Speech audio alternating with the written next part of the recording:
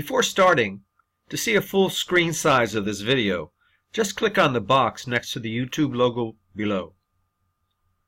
Okay, in order to verify, validate, and answer your questions beforehand about the program I'm going to go over in the Personalized 401k Alternative video, I'll start with U.S. Federal Courts of Appeals Judge Learned Hand, when he was quoted as saying, "In America there are two tax systems, one for the informed, and they pay lower taxes, and one for the underinformed, and they pay higher taxes.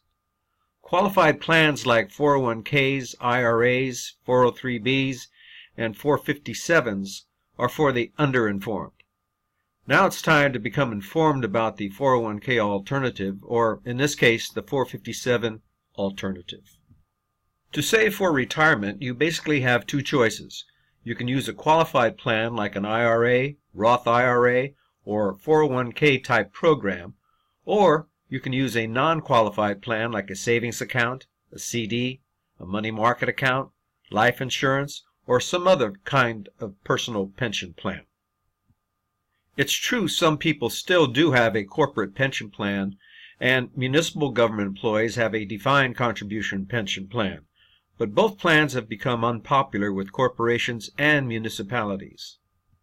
After the market crash of 2007 and 2008, CBS 60 Minutes and Time magazine dug deep into the problems and the inherent risk that the qualified plans have. They came up with four primary risks: market losses, high management fees, future tax rate increases, and the longevity risk, outliving your savings. During their investigations, they fortunately discovered that there was an alternative to the 401k that had none of the four primary risks associated with 401ks, or again in this case with 457s. Before we get started, let me ask you, how many more market crashes will you see in your lifetime? As you can see, from the early 1900s to today, the market consistently goes up and down and has experienced many devastating market crashes. The average loss is over 47%, and those crashes take place about every 11 years. What you may not know is that the 401k only came into being in the mid-1980s, while 457s began during the late 1970s. As you can see, from 1984 all the way up to the year 2000, you didn't have to be a smart investor to win on Wall Street.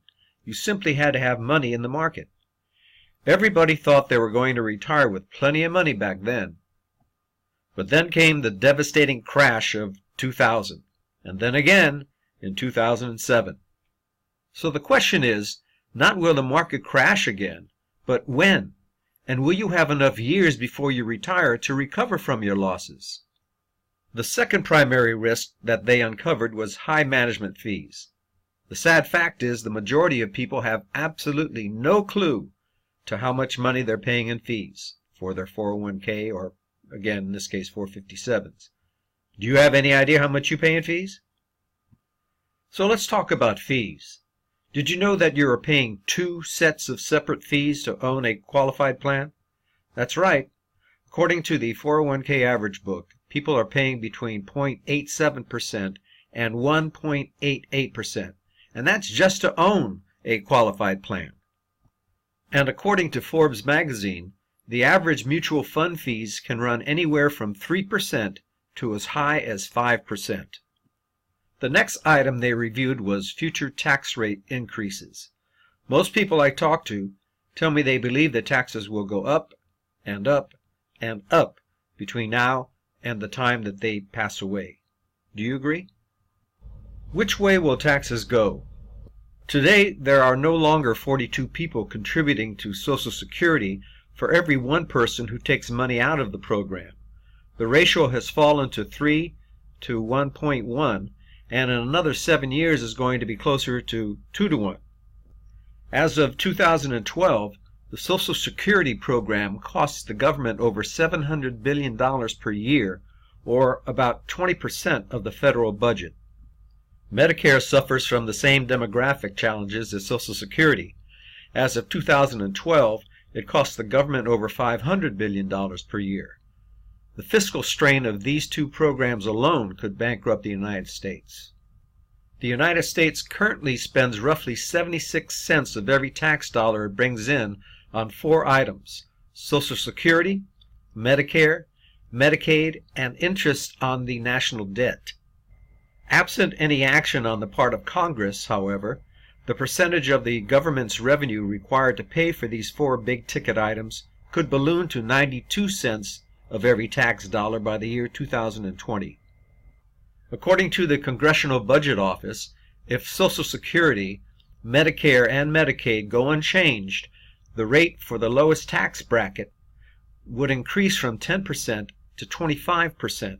The current 25% bracket would rise to 63%, and the highest bracket would go from 35% to 88%. Let me take you back in time.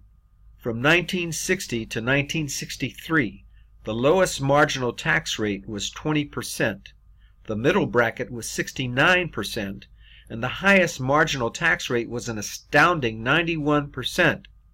This is a path we've been down before. Here's a simple explanation of how increasing taxes will affect the amount of money that you'll have left to retire on. Imagine this bill at the top was your 457 retirement money.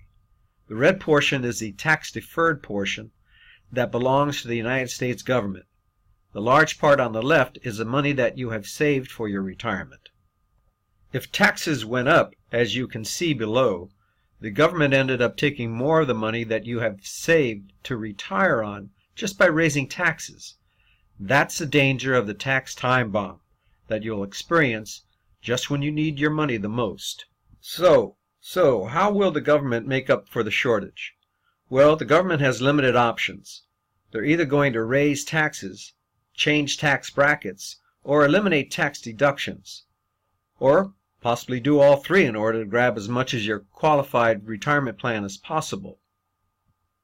Remember that when you opened a tax-qualified plan, you entered into a partnership with the federal government, and your partner has complete control over the rules. The next risk that they explored is the fear of most seniors. Will I outlive my retirement income? As a matter of fact, AARP did a survey and 61% said they feared running out of money more than they feared dying. Now let's talk about the 401k alternative, or again in this case the 457 alternative. The editor of Time magazine was being interviewed on MSNBC Morning Joe, and he was exposing all of the problems associated with 401ks and qualified plans. They finally asked him, if we shouldn't be putting our money into a 401k, where should we put it? His response was to put your money into an insurance plan that guarantees a pension. This plan not only guarantees you a lifetime pension, but it can provide you with tax-free income that will last until the day that you die and guarantee that you will never lose another penny when the market crashes again.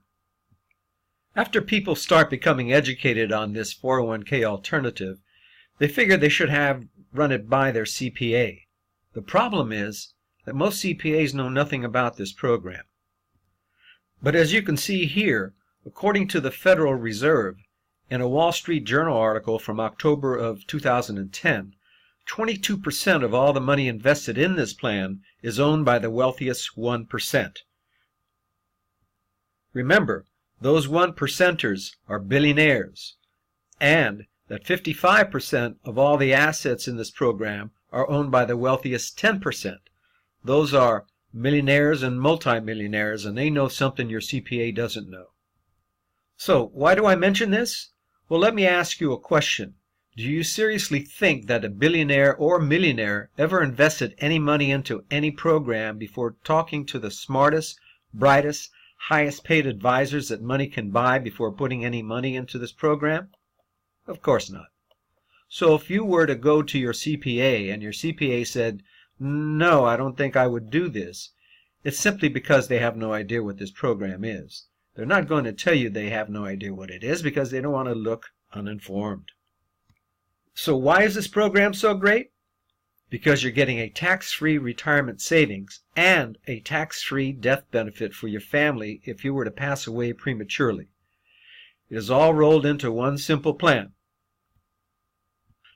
Unlike your 401k or, again, your 457, you can take a tax-free income at any time without having a mandatory retirement or repayment, and you can take income now while you're working to pay for your child's college, pay off a car loan, or you can take income from it when you retire. And you get all of this for the same amount of money you would be putting into your 457 or other qualified plan without all of these benefits. Remember when I told you that the 401k came into being in the mid-1980s?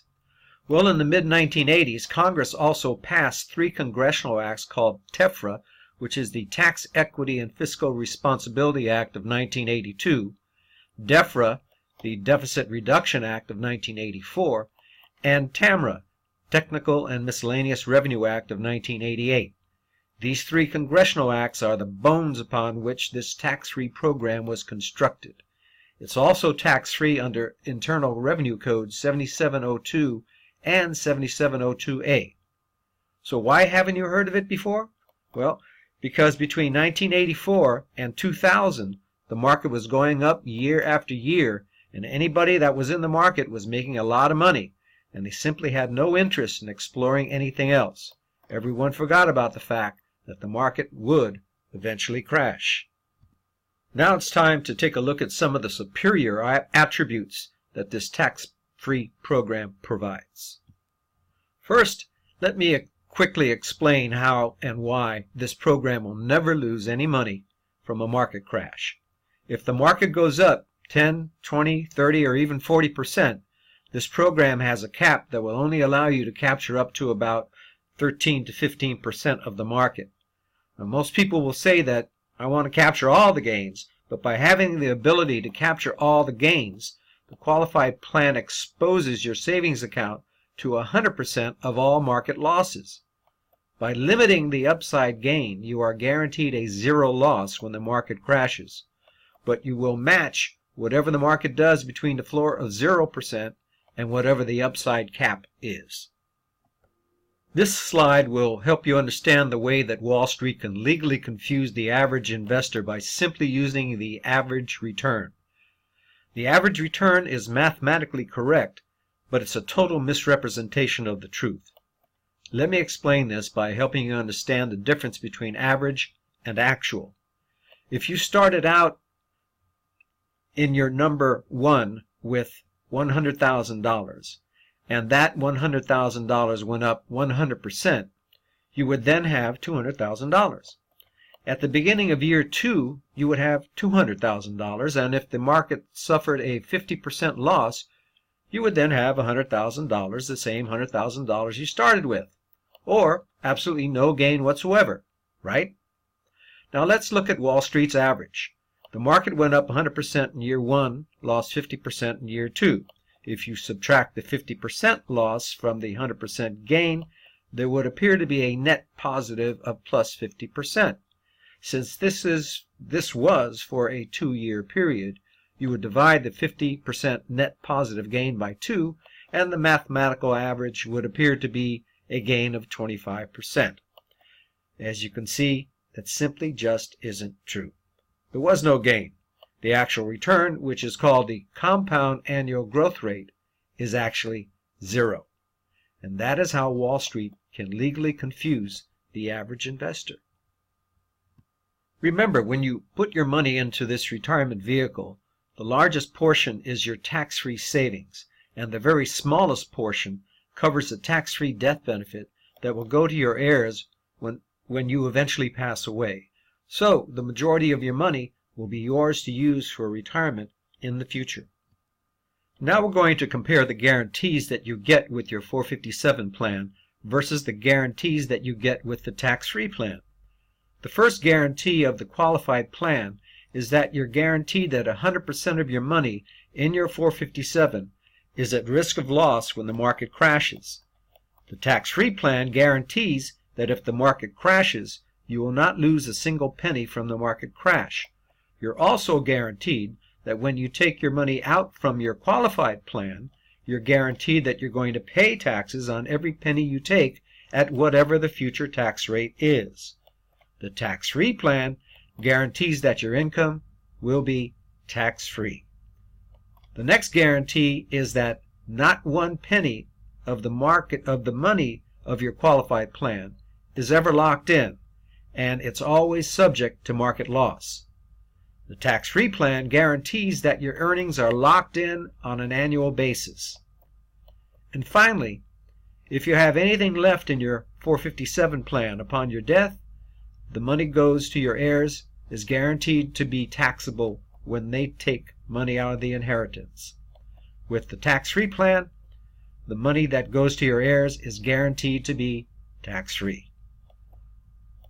So if you have any questions that I have not answered and would like to have your own comparison showing the differences between what you are currently doing with your 457 plan and how the tax-free plan would look, like at what age you run out of money with your 457 plan after the fees and taxes have been deducted when your tax-deferred bill comes due, fill in your contact information in the box next to this video, the Yes, I Want More Information box, and then click on the Learn More tab.